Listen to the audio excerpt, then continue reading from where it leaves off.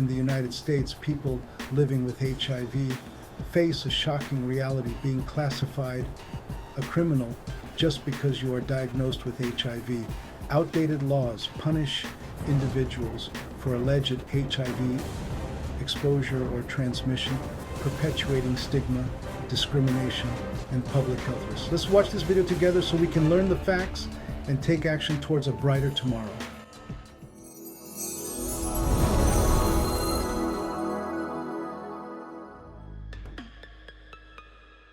Imagine getting arrested, not for robbery or assault, but for having a virus. Picture the scene. You're living your life, managing your health, and suddenly you're treated like a criminal. Sounds crazy, right? Well, in America, that's a reality for many people living with HIV. These individuals face the constant threat of legal action simply because of their health status. Instead of treating HIV as a public health issue, we've turned it into a crime. This approach not only stigmatizes those living with the virus, but also discourages people from getting tested and seeking treatment. Across the country, outdated laws punish people living with HIV for engaging in consensual sex, even if there's no risk of transmission.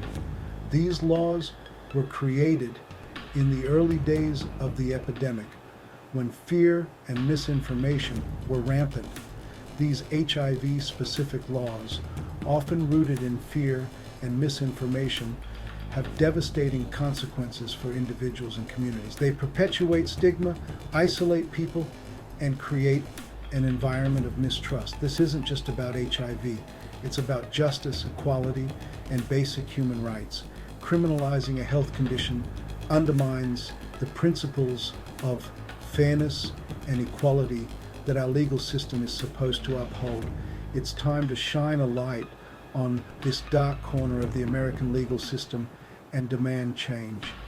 We need to advocate for laws that are grounded in actual science and human rights, not just fear and prejudice.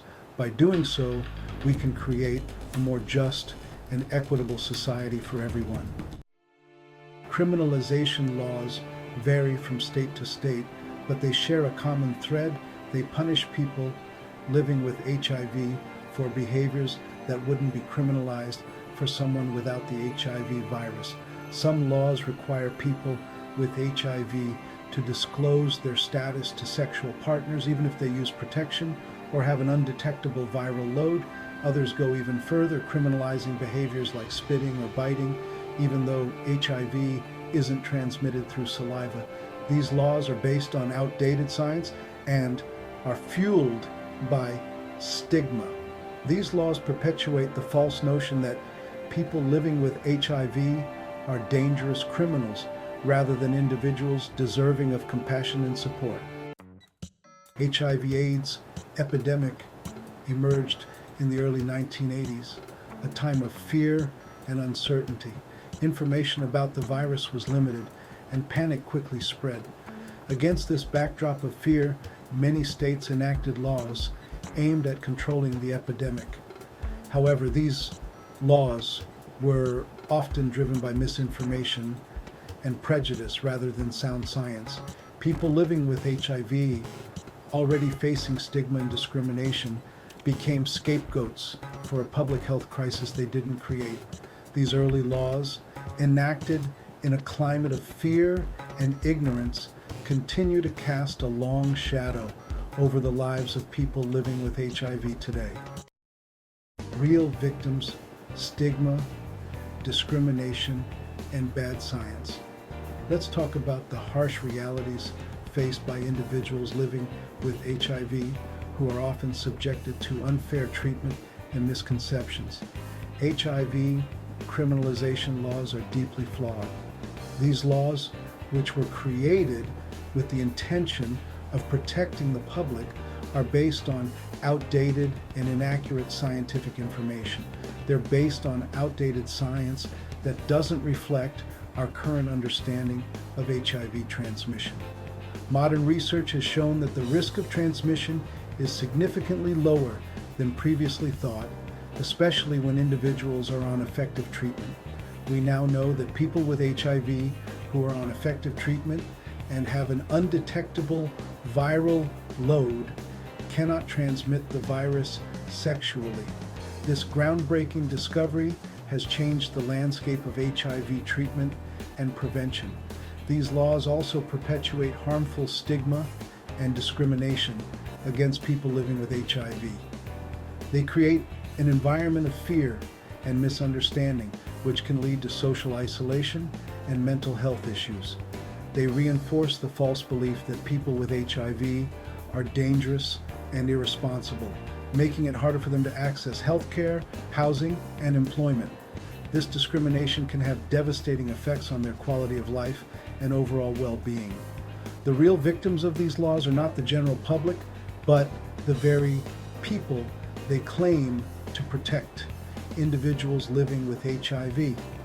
These individuals often face significant barriers in their daily lives, from accessing necessary medical care to finding stable housing and employment. The stigma and discrimination they encounter can lead to feelings of hopelessness and despair. It's crucial that we challenge these outdated laws and work towards a more just and informed society.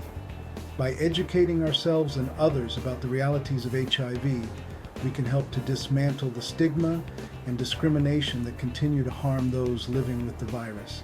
Together, we can create a world where individuals with HIV are treated with the dignity and respect they deserve. It's time to move beyond fear and misinformation and embrace a future where science and compassion guide our actions. Let us stand in solidarity with those affected by HIV, advocating for their rights and ensuring that they have the support and resources they need to live healthy, fulfilling lives. The fight against stigma and discrimination is far from over, but with collective effort, we can make a difference. High cost of fear. Why these laws backfire. The laws that were initially designed to protect society often end up causing more harm than good. HIV criminalization laws don't just violate human rights. They create an environment of fear and stigma. They also undermine public health efforts by discouraging people from seeking the help they need. When people fear prosecution for their HIV status, they are less likely to get tested and access treatment. This fear is not unfounded. Many individuals have faced legal repercussions simply for knowing their status. As a result, this fear drives the epidemic underground, making it harder for health officials to track and control the spread of the virus. Furthermore, the stigma associated with HIV is exacerbated by these laws, leading to increased discrimination and social isolation for those affected. These laws disproportionately impact marginalized communities who already face significant barriers to healthcare and social services, particularly Black and Latinx individuals who are already overrepresented in the criminal justice system bear the brunt of these laws. This selective enforcement exacerbates existing health disparities and fuels mass incarceration. The criminal justice system, already strained, becomes even more burdened, and the cycle of poverty and poor health continues. HIV criminalization is a lose-lose situation. It harms individuals, undermines public health, and perpetuates injustice. The solution lies in education, awareness, and support rather than punishment. By focusing on these areas, we can create a more just and effective approach to managing HIV. Communities that have shifted their focus from criminalization to support have seen better health outcomes and reduced transmission rates. It's time to rethink our approach and prioritize the well-being of all individuals, ensuring that fear and stigma no longer stand in the way of health and justice.